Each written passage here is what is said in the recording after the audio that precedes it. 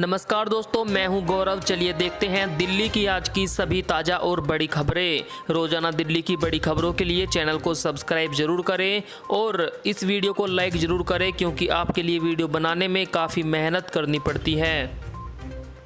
दिल्ली से कोरोना फैलने का खतरा सबसे ज़्यादा, जाने टॉप 5 शहरों के नाम।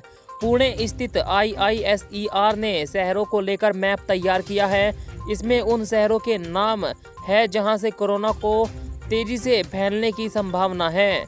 इस स्टडी में दिल्ली सबसे आगे है, उसके बाद मुंबई, कोलकाता, बेंगलुरु, हैदराबाद और चेन्नई है। शोधकर्ताओं का कहना है कि इन शहरों में ट्रांसपोर्ट सिस्टम अच्छा और बड़ा है, इस कारण ऐसा हो सकता है। इस स्टडी में देश के 446 शहरों को स्थान दिया गया, जहां की आबादी 1 लाख से ज़्यादा है। तो दोस्तों, पूरे देश में दिल्ली एक ऐसा शहर बताया गया जहां से कोरोना सबसे तेजी से फैल सकता है। दिल्ली में पारा 41 डिग्री के पार, 3 दिन और राहत के आसार नहीं। जून की गर्मी दिल्ली वासियों की हालत खराब करने लगी है।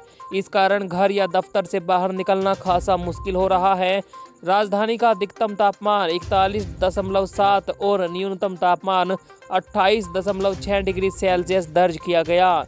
मौसम विभाग की माने तो अभी 3 दिन और ऐसी ही गर्मी बरकरार रहेगी। इसके बाद ही मौसम के करवट लेने के आसार है और 3 दिन बाद बारिश की संभावना है। आज दिल्ली में पानीपत से 25,000 किसान आएंगे विरोध करने। कोरोना की दूसरी लहर का कहर कम होने के बाद किसान आंदोलन फिर से जोर पकड़ने लगा है।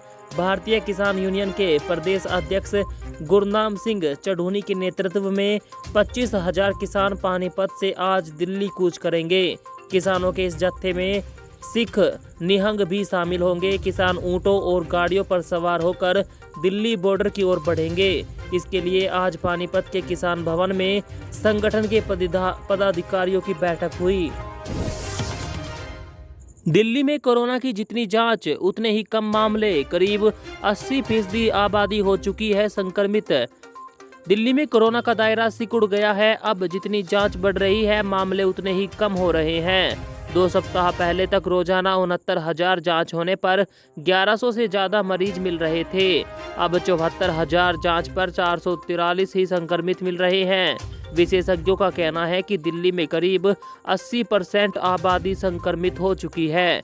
इससे वायरस का प्रसार थम गया है। यही कारण है कि जांच बढ़ने पर भी संक्रमण नहीं बढ़ रहा है। केंद्र सरकार ने प्राइवेट अस्पतालों के लिए वैक्सीन के दाम कर दिए तय। जी हां, केंद्र सरकार ने प्राइवेट अस्पतालों के लिए कोरोना वैक्सीन के रेट फिक्स कर दिए हैं। अगर कोई व्यक्ति किसी प्राइवेट अस्पताल में कोवैक्सीन कंपनी की एक डोज लगवाने जाएगा तो उसे 1,410 रुपये देने होंगे। साथ ही कोविशील्ड कंपनी की वैक्सीन लगवाने जाएगा तो उसको 780 रुपये और रूसी वैक्सीन स्पुतनिक वी की डोज लगवाने जाएगा तो इसके लिए 1,145 रुपये खर्च करने होंगे। इस शुल्क में GST के साथ 150 रुपये का सर्विस चार्ज भी शामिल रहेगा। दिल्ली के अस्पतालों के लिए खुशखबरी। ऑक्सीजन प्लांट लगाने के लिए दिल्ली में अब अस्पतालों को DDA से मंजूरी नहीं लेनी होगी। LG अनिल बैजल की अध्यक्षता में हुई DDA की बैठक में यह छूट दी गई। यूनिफाइड बिल्डिंग बायलॉज 2016 में संशोधन के प्रस्ताव को मंजूरी देते हुए यह निर्णय किया गया। 250 मीटर क्षेत्रफल या उससे कम स्थान में लगने वाले ऑक्सीजन प्लांट के लिए अब DDA के साथ ही फायर विभाग की भी इजाज़त लेने की जरूरत नहीं रहेगी। दिल्ली में कोरोना, बीते 24 घंटों के दौरान 300 से ज़्यादा नए मामले सामने आए। दिल्ली में बीते 24 घंटों के दौरान कोरोना संक्रमण के 337 नए मामले मिले हैं। वहीं बीते 24 घंटों में संक्रमण से 36 और लोगों की मौत हो गई, जबकि 752 लोग ठीक होकर अपने घर लौटे। राजधानी में पॉजिटिविटी रेट 0.46% पहुंच गया है। फिलहाल दिल्ली में कोरोना के सक्रिय मामलों की संख्या 4,511 बची है। नई दिल्ली रेलवे स्टेशन पर बिना थाने जाए यात्री दर्ज करा सकेंगे शिकायत। नई दिल्ली के रेलवे स्टेशन पर अब थाने में जाए बिना ही यात्री अपनी शिकायत दर्ज करवा सकते हैं। दिल्ली पुलिस की ओर से अजमेरी गेट की तरफ अत्याधुनिक सार्वजनिक सुविधा डेस्क की शुरुआत की गई है, जहां यात्री सामान गुम होने की शिकायत से लेकर EFIR तक करा सकते हैं। इस सुविधा डेस्क से जुड़े कंप्यूटर इंटरनेट कनेक्टिविटी मुख्य पुलिस स्टेशन के साथ जुड़ा हुआ है। ट्रांसपोर्ट रेंज के संयुक्त आयुक्त अतुल कटियार ने इस सुविधा को डेस्क का उद्घाटन दिया है।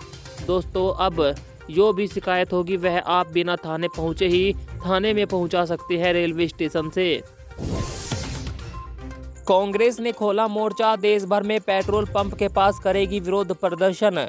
कोरोना महामारी के बीच पेट्रोल और डीजल की बढ़ती कीमतों से लोग परेशान हैं। कई राज्यों में पेट्रोल 100 रुपये के पार हो गया है। बढ़ोतरी के खिलाफ कांग्रेस 11 तारीख को देश भर के पेट्रोल पंपों के सामने देशव्यापी सांकेतिक विरोध प्रदर्शन करेगी। बता दें कि वाहन ईंधन कीमतों में 4 मई से 20 बार बढ़ोतरी हुई है। इससे देश के विभिन्न हिस्सों में अब पेट्रोल ऐतिहासिक उच्च स्तर पर पहुंच गया है। दिल्ली में नियमों की अनदेखी, लापरवाही से फिर बिगड़ सकते हैं हालात। लॉकडाउन से पहले अपने मूल प्रदेशों में गए कामगार अब फिर दिल्ली में काम पर लौटने लगे हैं। अनलॉक में छूट मिलते ही दिल्ली से दूसरे प्रदेशों में काम के सिलसिले में जाने वालों की भीड़ भी बढ़ने लगी है। कश्मीरी गेट से पंजाब के शहरों में रोजगार के लिए जाने वालों की भीड़ भारी है और सरकारी बसों की कमी से एक बार फिर मुश्किलें बढ़ती हुई नजर आ रही है। कश्मीरी गेट बस अड्डा के ठीक सामने पंजाब के लुधियाना जाने के लिए तैयार बस में सवार होने वाले यात्री सोशल डिस्टेंसिंग की अनदेखी करते दिखे। हैरत की बात यह है कि बस अड्डे के अंदर तो सुरक्षा कर्मियों की नज़र है, लेकिन बाहर की लापरवाही रोकने के लिए फिक्रमंद कोई नहीं। देश में बीते 24 घंटों के दौरान 1 लाख से कम मिले कोरोना मरीज। देश में एक बार फिर कोरोना संक्रमण के मामले 1 लाख से कम दर्ज किए गए। केंद्रीय स्वास्थ्य मंत्रालय द्वारा जारी आंकड़ों के अनुसार पिछले 24 घंटों में कोरोना संक्रमण के 92,596 नए मरीज मिले हैं। इसके बाद कुल संक्रमितों की संख्या 2,90,00,000 से ज़्यादा हो गई। वहीं 2,219 मरीजों की बीते 24 घंटों में मौत हुई। इसके अलावा 1,62,662 लोग कोरोना वायरस से ठीक होकर अपने घर लौटे। केंद्र सरकार ने कहा, one nation one ration card योजना तुरंत लागू करे दिल्ली सरकार। केंद्र सरकार ने दिल्ली सरकार से one nation one ration card योजना को तुरंत लागू करने को कहा। केंद्रीय उपभोक्ता मंत्रालय ने दिल्ली सरकार के मुख्य सचिव को लिखे पत्र में जोर देकर कहा कि इस योजना को अविलंब लागू करे, जिससे दिल्ली के कम से कम 10 लाख अप्रवासी मजदूरों को इसका तुरंत लाभ मिल सके। उपभोक्ता मंत्रालय के सचिव सुधांशु पांडे ने कहा कि इस योजना का भार दिल्ली सरकार पर नहीं पड़ेगा। डिप्टी सीएम मनीष सिसोदिया बोले, कोरोना की तीसरी लहर से पहले बच्चों की वैक्सीन का हो इंतजाम। दिल्ली के उप मुख्यमंत्री मनीष सिसोदिया का कहना है कि कोरोना महामारी की तीसरी लहर आने से पहले बच्चों की वैक्सीन का इंतजाम हो जाना चाहिए। संक्रमण से बचाव के लिए टीकाकरण ही सबसे बड़ा विकल्प है। उन्होंने केंद्र सरकार से अपील करते हुए कहा कि केंद्र को बच्चों को सुरक्षित रखने के लिए अधिक से अधिक वैक्सीन खरीदनी चाहिए। खासकर महामारी की संभावित तीसरी लहर को देखते हुए बच्चों के लिए वैक्सीन का इंतजाम अभी से करना होगा। बीजेपी छोड़कर तृणमूल कांग्रेस में लौट रहे कार्यकर्ता लाउड स्पीकर से बोल रहे, गलती हो गई, गलती हो गई।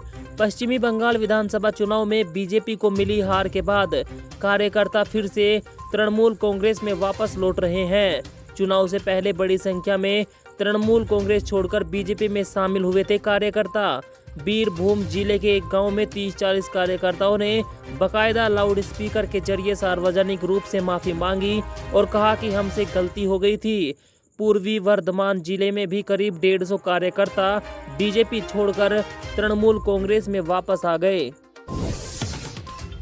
दिल्ली सरकार उत्तरी दिल्ली के 8 अस्पतालों को अपने अधीन लेने को तैयार। जी हां, दिल्ली सरकार ने हाई कोर्ट में दावा किया कि उत्तरी दिल्ली नगर निगम ने वित्तीय व्यय को लेकर अपने 6 अस्पताल केंद्र को सौंपने का प्रस्ताव पास किया है। सरकार ने कहा कि स्वास्थ्य राज्य सरकार का मुद्दा है, ऐसे में वह सभी अस्पतालों को अपने अधीन करके चलाने के लिए तैयार है। अदालत ने एमसीडी व केंद्र सरकार को इस मुद्दे पर स्थिति स्पष्ट करने का निर्देश दिया। न्यायमूर्ति विपिन सांघी और न्यायमूर्ति जसमीन सिंह की पीठ के समक्ष दिल्ली सरकार के तर्क पर उत्तरी डीएमसी के वकील दिव्या प्रकाश पांडे ने कहा, इस प्रस्ताव की वर्तमान स्थिति रिपोर्ट पेश करेंगे।